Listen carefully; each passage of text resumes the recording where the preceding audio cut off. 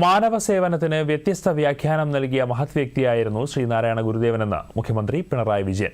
ശ്രീനാരായണ ഗുരുവിന്റെ 171ാമത് ജയന്തി ആഘോഷങ്ങളുടെ ഭാഗമായി ചെമ്പഴന്തിയിൽ തിരുജയന്തി മഹാസമ്മേളനം ഉദ്ഘാടനം ചെയ്യുകയായിരുന്നു മുഖ്യമന്ത്രി.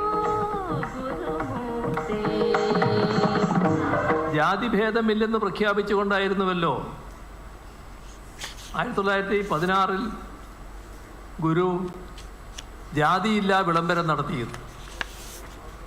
തൻ്റെ ദർശനത്തിൻ്റെ കേന്ദ്രത്തിൽ ഗുരു പ്രതിഷ്ഠിച്ചത് മനുഷ്യനെയാണ്. മനുഷ്യജാതിയുടെ സവിശേഷ ഗുണം മനുഷ്യത്വമാണെന്നും ഗുരു അടിവരയിടുന്നുണ്ട്. ഗുരു സന്ദേശങ്ങൾ ശരിയായ അർത്ഥത്തിൽ ലോകത്തെത്തിക്കുകയാണ് നാം ഗുരുദേവന് നൽകുന്ന ഉചിതമായ ആദരവെന്നും മുഖ്യമന്ത്രി പറഞ്ഞു.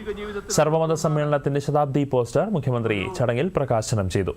ശശി തരൂർ MP, കടകംപള്ളി സുരേന്ദ്രൻ, ഗോകുലം ഗോപാലൻ തുടങ്ങിയവർ ചടങ്ങിൽ സംസാരിച്ചു.